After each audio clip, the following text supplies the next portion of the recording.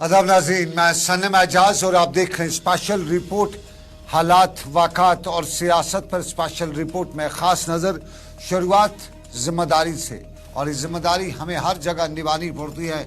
उम्र के तकाजा होता है, उम्र के साथ साथ जिम्मेदारियां बढ़ती भी हैं, लेकिन कुछ खिलंद्रापन भी एक हिस्सा होता है उम्र का, और उसी खिलंद्रेपन में जिम्मेदारी का एहसास दिलाना हमारी जिम्मेदारी भी होती है। तो यही जिम्मेदारी आज रीजनल ट्रांसपोर्ट कमिश्नर यानी RTO कश्मीर सैयद शाहनवाज बुखारी ने श्रीनगर में दी। तालिब इल्म उम्र के खिलंद्रापन वाले बच्चे, आज वो टारगेट थे 18 से छोटी उम्र के बच्चे या 18 से 20-22 साल की उम्र के बच्चे शाहनवाज का इस टारगेट थे। और शाहनवाज ने श्रीनगर में आज जब तुलबा से बात की तो उन्हें ज़िंदगी के मुख्तलिफ पहलू पे रोशन भी कराया। शाहनवाज बुखारी सियासत पे कम, तालीम पे बड़ा फोकस इनका अब तक रहा है, और आज अब तक अक्सर देखने में आया कि जहाँ कोई तालीमी निशस्त हो शाहनवाज पहुँच जाते हैं। तो आज भी तालीमी निशस्त के हवाले से बच्चों को टारगेट करते हुए उन्होंने बताया कि आने वाला दिन इन बच्चों का है, तो इन्हें आज ही से हम ट्रैफिक और अपनी जिम्मेदारियों से बाखबर करें। और श्रीनगर में इन बच्चों से बात करते हुए शाहनवाज ने उन्हें बताया कि कल वाले दिन अभी आपके पास लाइसेंस नहीं हो सकता है, लेकिन कल आप लेंगे तो ख्याल रखिए कि आपको शहर पे चलना, सड़क पे चलना है तो किन किन डूज एंड डू नॉट्स का आपको इस्तेमाल करना है। साफ जाहिर है, बच्चे अगर सीख जाएं तो उन बच्चों का जो सीखना है वो लंबी रेस के लिए सीख सकते हैं, और ये सिखाना उनको ज़रूरी भी है। लेकिन यहाँ शाहनवाज से मीडिया ने बहुत से मुद्दों पे बात की, और जब बच्चों ने अपने मुतालबात, अपने मामलात भी बताए, शाहनवाज ने वो गौर से भी सुने।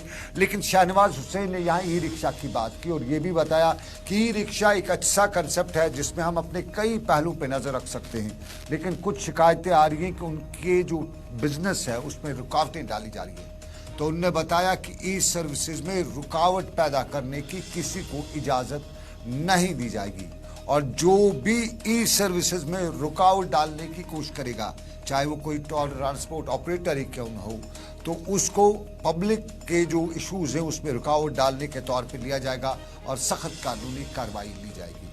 आज की इस तकरीब के हवाले से उन्होंने बताया कि मुल्क गिर रोड सेफ्टी आगाही मुहिम चलाई जा रही है और आवाम को ट्रैफिक कवानीन के बारे में आगाही देना है ताकि सड़क पर हादसा को कम किया जा सके।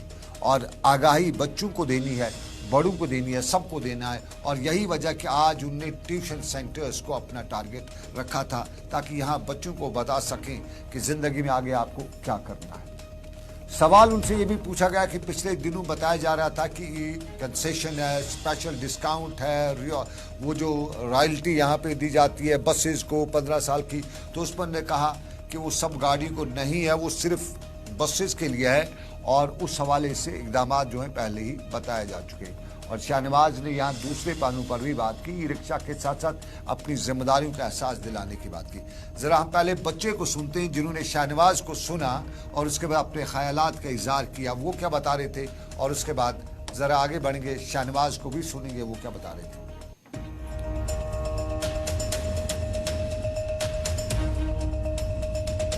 आज हमने रोड सेफ्टी के बारे में बात की, and as a teenager road safety को दिमाग में रखना बहुत इंपॉर्टेंट है। Road safety is a very important concept for the safety of an individual and for the safety of the society as a whole. Being well versed with road safety helps us to save our own lives and the lives of others around us. तो हमारी as के बच्चों में problem रहती है that वो scooties helmet के बगैर चलाते हैं, गाड़ियाँ चलाते हैं without a licence. That needs to be stopped and taken care of. Parents should notice these things, and the teenagers or the children should also be well versed with what they have to do and what they don't have to do. So in nutshell, I want to say here that road safety should not be taken just as a part of curriculum. It should be taken as a part of everyone's everyday life, and people should be more well versed with road safety, not only students but everyone, even the people.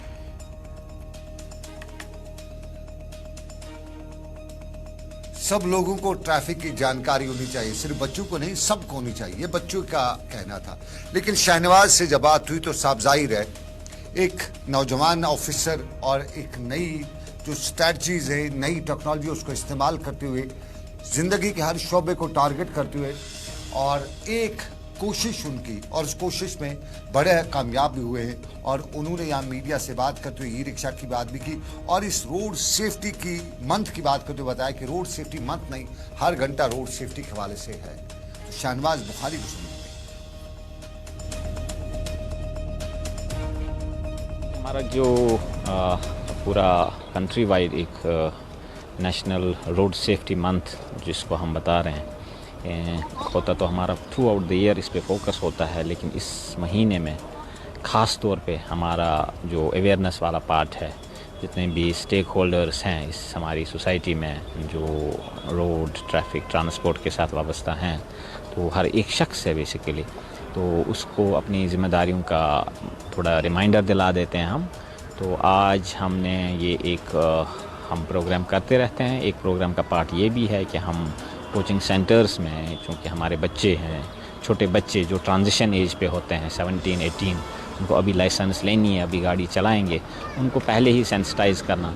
हालांकि उनके curriculum में भी कुछ chapters incorporate किए गए हैं 9th-10th classes में, तो थ्योरेटिकल नॉलेज उनको होता है। तो मैं बहुत खुश हुआ कि अंदर जब मैंने बच्चों से बात की, बच्चे हमसे ज़्यादा अवेयर हैं रोड सेफ्टी को लेके, तो I am very positive, I am happy. Classroom में आपने भी देखा, मैं क्लासरूम से बाहर आके बहुत खुश हुआ कि बच्चों में हमसे ज़्यादा नॉलेज है। तो आई एम श्योर हमारा फ्यूचर।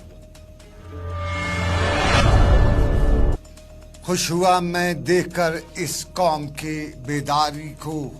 आई एम श्योर हमारा फ्यूचर मुस्तकबिल हाथों में है और मुझे भी इसका पूरा यकीन है।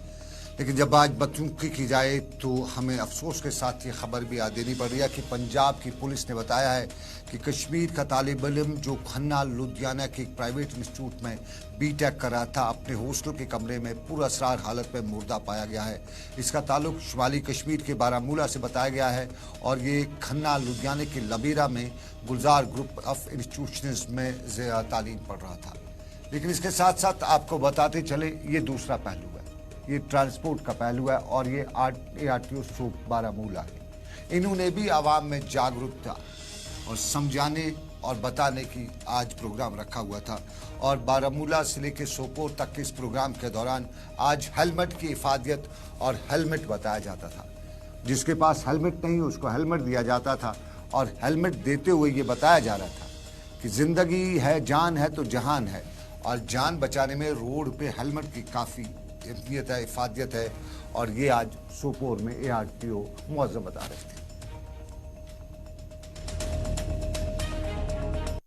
बेसिकली जो ongoing national road safety month चल रहा है, उसी सिलसिले में एक हमने रोड सेफ्टी इवेंट रखा था यहाँ पे फॉर टू व्हीलर्स मोटरसाइकिलिस्ट्स। तो उनके लिए ये असल में जो डेटा है उसको एनालाइज करके ये देखा गया है कि 45% जो हमारी एवरी ईयर जो डेथ्स होती हैं रोड एक्सीडेंट्स में, उनमें 44 to 45% होते हैं दीज टू व्हीलर राइडर्स।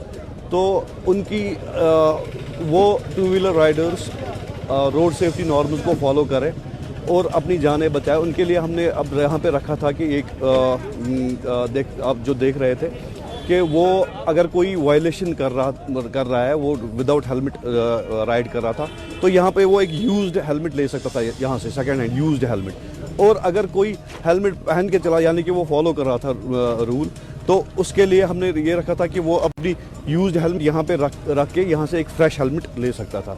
जो आपने देखा कि बहुत सारे मोटरिस्ट आए जिनमें कोई कुछ वायलेट भी कर रहे थे, जिनने यूज्ड हेलमेट लिए, और बहुत सारे ऐसे भी थे कि जो फॉलो कर रहे थे, हेलमेट पहन के चला रहे थे। उनने यहाँ पे अपने पुराने ट्रैफिक कवानीन पर अमल करने की ज़रूरत है और साफ तौर पे हेलमेट लगाने की बहुत ज़्यादा इंपॉर्टेंस है टू व्हीलर्स के लिए, ड्राइवर्स की जो टू व्हीलर्स के, क्योंकि अगर आपको अल्लाह बचाए कहीं हादसा हो जाता है और आप अगर हेलमेट पहने हुए हैं तो सर को जो है वो नुकसान जो है बहुत कम होगा। हड्डी टूट सकती है, टांग बाजू वगैरह टूट सकता है, उससे मरने के कम चांसेस होते हैं, लेकिन वाइटल जो ऑर्गन जो होता है वो दिमाग होता है, सर होता है, अगर उसको चोट लग जाए तो फिर बच गए तो ज़िंदगी भर के लिए अपाहिज भी हो जाते हैं। तो ये सब चीज़ें जो हैं ये ज़रूरी याद रखनी चाहिए। लेकिन आपको नाज़रीन बताते चले, हमारी कौम को अपाहिज करने वाले बहुत से लोग हैं, एक जिन्हें हम मनशियात फरोश कहते हैं, और इन्हीं मनशियात फरोशों के ख़िलाफ़ पुलिस ने जो मोर्चा खोल रखा है, ख़ासतौर पर बारामूला की पुलिस ने, वो काबिल तारीफ है। और आज शेरी में भी पुलिस बारामूला ने गांटमूला कॉलोनी के नज़दीक एक नाके के दौरान एक शख्स को गिरफ्तार किया है और उसकी तहवील से आज स्पास्मोप्रॉक्सिन की टैबलेट्स जो हैं 72 के करीब कैप्सूल जो है उससे बरामद हुए हैं और इसका नाम गौहर अहमद भट्ट वलद गुलाम अहमद भट्ट के तौर बताया जाता है।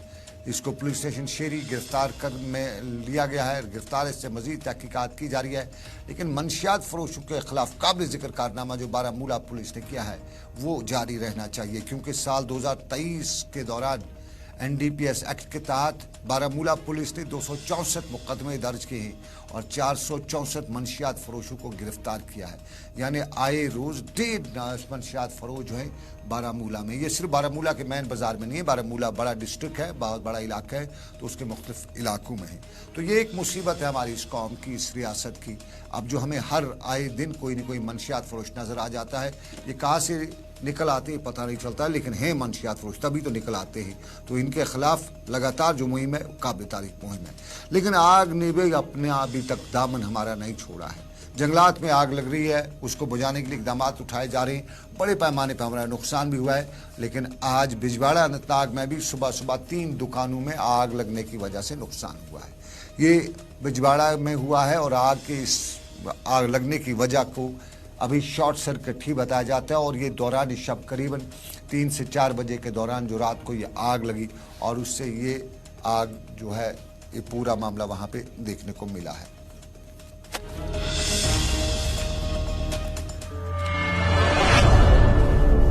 एक तरफ आग और उस तरफ मौसम खराब, और मौसम खराब के बीच में सूखा, और सूखे से आज तो ठीक, लेकिन हमारा कल बड़ा खतरनाक हो सकता है।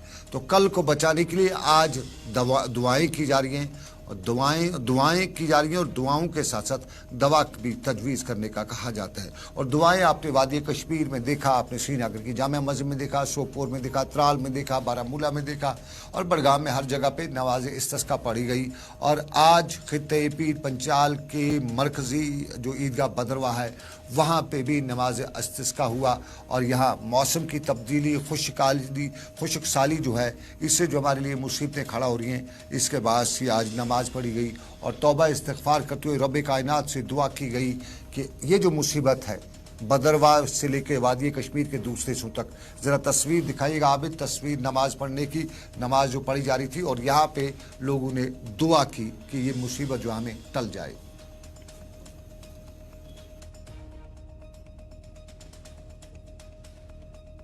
यहाँ ईदगाह में हम मरकज़ी ईदगाह जो है बदरवा का, यहाँ पे सारे लोग जमा हुए हैं। आज नमाज इस्तिस्का यहाँ पे पढ़ी गई। इसका यही कारण है जो यहाँ पे मौसम है, बारिशें और बर्फ़ नहीं हो रही है, इसकी वजह से हम लोगों के सारे गुनाह भर चुके हैं। इसलिए यहाँ पे सारे लोग जमा होकर हमने नमाज़ पढ़ी और दुआ की ताकि बारिशें हो और मौसम दोबारा से उसी तरीके से हो यहाँ पे जिस तरीके से होता था पहले। तो ये बहुत मौसम जो है इस साल बहुत ख़राब हो रहा है, बहुत बुरा हाल है। बर्फ़ें बिल्कुल नहीं है, नदियाँ, नाले, चश्मे सब सूख रहे हैं। तो इसलिए आज ये दुआ, खुसूसी दुआ।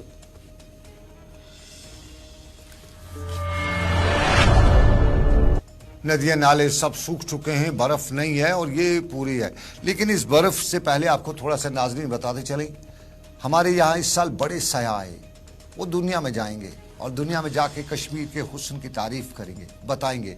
और सरहदी ज़िला कुपवाड़ा से अब की बार बड़ी अच्छी खबरें आ रही हैं। और अभी कुछ देर पहले मैं जम्मू कश्मीर सरकार की एक रिपोर्ट ही देख रहा था जिसमें बताया जा रहा था कि 3 लाख के करीब सयाह जो है इस साल सरहदी ज़िला कुपवाड़ा आए। टंगडार गए, मच्छिल गए, केरन गए, वादी लोलाब गए, बंगस गए, रिशवारी गए, बहुत से इलाके हैं कुपवाड़ा में जहाँ टूरिस्ट जा सकते हैं। और ख़ासतौर पर वाटर टूरिज़म तो कुपवाड़ा में सबसे ऊपर है, टॉप प्रायोरिटी पे है। तो सरहदी ज़िला कुपवाड़ा में अब की बार सरकार का ये जो टारगेट 3 लाख टूरिस्ट का वहाँ जाना, ये आगे भी बढ़ेगा। और उम्मीद करते हैं कि कश्मीर से जो सयाह बाहर दुनिया के मुख्तलिफ मुल्कों में जाते हैं, गैर मुल्की, गैर रियासती, वो वहाँ जाके जो हमारी छाप छोड़ते हैं उसका इम्पैक्ट हमें इस साल देखने को मिलेगा। इस साल अच्छी खासी तादाद में सयाह आएंगे, क्योंकि जो लोग यहाँ से जाएंगे वो मैसेज ही वही लेके जाते हैं, वो कोई ऐसे नहीं। लेकिन आपको ज़रा बताते चले, हम आपको अगली तस्वीर दिखाएंगे और ये दिखाएंगे बदरवा की। ये डीजीपी है, डीजीपी जम्मू कश्मीर के पुलिस सरबराह डीजीपी, और डीजीपी की तस्वीर जो है ये श्रीनगर की है। और आपको याद होगा डीजीपी ने जो अवामी दरबार अपना शुरू किया उसके भी बड़े मुस्बत नताइज निकल रहे हैं। और आवाम में उम्मीद नजर आ रही है। और उसी मुस्बत नताज आवाम की उम्मीद को नजर रखते हुए अब जम्मू कश्मीर के पुलिस सरबराह आर स्वेन ने अगला पड़ाव यानी अगला अवामी दरबार परसों 22 जनवरी सोमवार को अवंतीपोरा की डिस्ट्रिक्ट पुलिस लाइन्स में रखा है।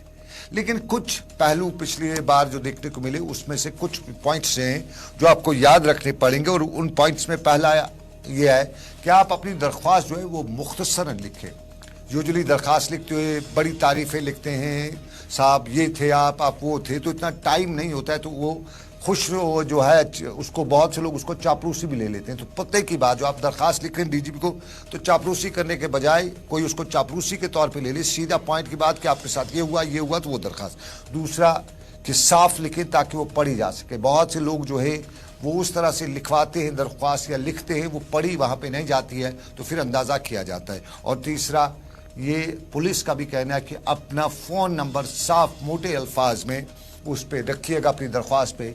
और अवंतीपोरा में जो भी कल कोई दरख्वास्त देने आएगा, कोई भी अपनी शिकायत लेके आएगा, तो उसके लिए 3 चीज़ें मैंडेटरी है। एक, अपनी दरख्वास्त को साफ लिखिएगा, टाइप नहीं करा सके हाथ से लिखें तो साफ लिखिएगा, और अगर आप टाइप करा सके तो ज़्यादा, और मुख्तसर लिखिएगा, लंबी चौड़ी दास्तान लिखने की ज़रूरत नहीं है।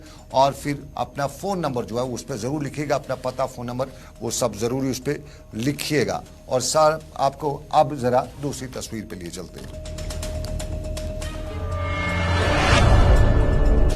और दूसरी तस्वीर अवंतीपोरा की है। अब माफ़ कीजिएगा, ये बदरवा की है। बदरवा के अस्पताल में आपको याद होगा, किश्तवाड़ के अस्पताल में कल डीसी जो है वहाँ गए, मौके पर वहाँ देखा डीसी किश्तवाड़ ने, वहाँ पे डीसी ने जब देखा कि डिस्ट्रिक्ट हॉस्पिटल का मेडिकल स्टूडेंट वहाँ पे नहीं है, युद्धवीर सिंह कोतवाल उनका नाम है, तो उनने फ़ौरन डिस्ट्रिक्ट अस्पताल किश्तवाड़ के मेडिकल स्टूडेंट की मुअत्तली के अहकाम जारी कर दिए और एक कमेटी तश्कील दे दी कि वो 7 दिन के अंदर अंदर रिपोर्ट करे कि ये नहीं है। आज सुबह ये जब कल मामला हुआ तो आज सुबह वहाँ मुलाजिम आए और मुलाजमीन ने बताया कि ये तो नाइंसाफ़ी है, क्योंकि वो तो छुट्टी पे थे, उनने बाज़ाब्ता तौर पे जो ऑफिशियल छुट्टी है वो ली थी। तो ये कैसे, ये जो उनकी सस्पेंशन है, ये सब कुछ जो है, ये सब कुछ कैसे हो गया। तो ये मामला जो है, इस चीज़ को लेकर उन्होंने आज हड़ताल भी की। हड़ताल करते हुए बता रहे थे कि ये कोई बिना सोचे समझे देखे वाले कोई इधर उधर जाने आके चढ़ दौड़ता है, ये चढ़ दौड़ने वाला कब तक चलता रहेगा। तो जरा उनकी सुन लेते हैं वो क्या बता रहे थे।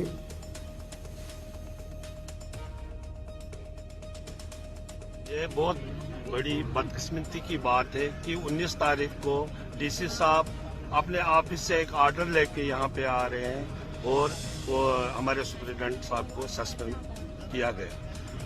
अजीब ये बात है कि 13 तारीख लोहड़ी का दिन था, जब सुप्रिटेंडेंट अपने परिवार के साथ मतलब घर गए, मतलब जहाँ पे उनको मतलब लोहड़ी मनानी थी, और उन्होंने मतलब ऑलरेडी छुट्टी भी लेके रखी थी। 15 से 19 तारीख तक उनको छुट्टी भी लेके जो मतलब पोर्टल जिस पोर्टल पे उन्होंने डाला है वो पोर्टल खोला गया नहीं। मतलब डीसी साहब ने वो जहाँ पे उसकी हाजिरी थी वो मतलब देखी नहीं, जबकि वो हाजिरी देखनी चाहिए थी कि अगर उन्होंने वो एक्सेप्ट नहीं की उसकी मतलब छुट्टी, तो कन्वे होना चाहिए था कि मेडिकल सुप्रिटेंडेंट को कि हाँ जी आपकी ये मतलब छुट्टी। एम्प्लॉयज़ को यही कहा कि मे बी पॉसिबल कोई कम्युनिकेशन गैप रह गया होगा, ये हमारे मेडिकल सुप्रिटेंडेंट साहब जाएंगे, खुद डीसी साहब के पास अपना एक्सप्लेनेशन दे देंगे, बाकी डिसीजन डीसी साहब जो है जस्टिस के तरीके से लेंगे।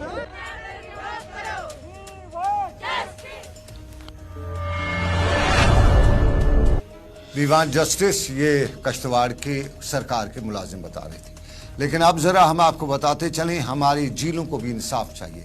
हम तस्वीर आपको दिखाएंगे एशिया के में मीठे पानी की सबसे बड़ी झील जिसे वुलर झील कहा जाता है। और वुलर झील की हालत जो है आप देख सक रहे हैं, वुलर झील की हालत क्या है। यहाँ संगाड़े जो निकलते हैं वो बड़ी तादाद में निकल। और अभी कुछ देर पहले जब हमने ये अपने पिछले बुलेटिन में खबर बताई थी तो मुझे बांडीपुरा के बहुत से लोगों ने बात करते हुए बताया कि ये जो हमारे जो परिंदे हैं, आबी परिंदे वहाँ पे, जिन्हें आमतौर पे कश्मीर में मेहमान परिंदे कहा जाता है, ये दुनिया के मुख्तलिफ मुल्कों का चक्कर लगा के इस सीज़न में कश्मीर आते हैं।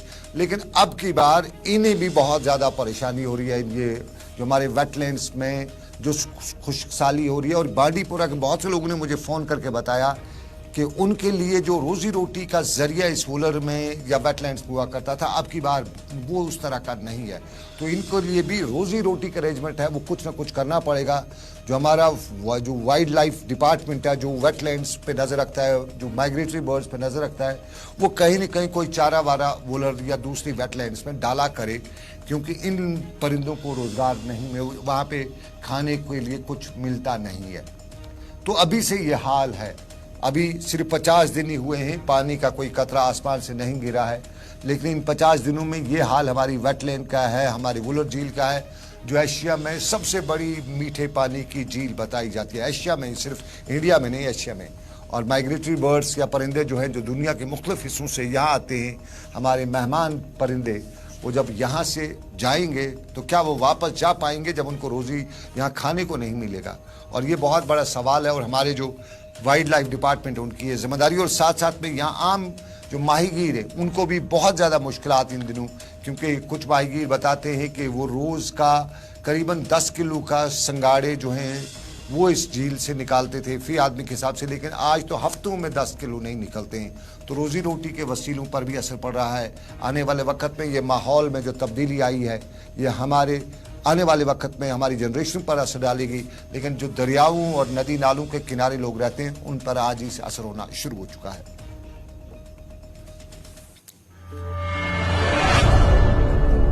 तो ये था हमारा अभी तक का स्पेशल रिपोर्ट। अभी तक के स्पेशल रिपोर्ट से बस इतना ही। दीजिए इजाजत, आप रखिए अपना ख्याल। अल्लाह आपका मेरा सबका निगहबान हो। अल्लाह हाफिज।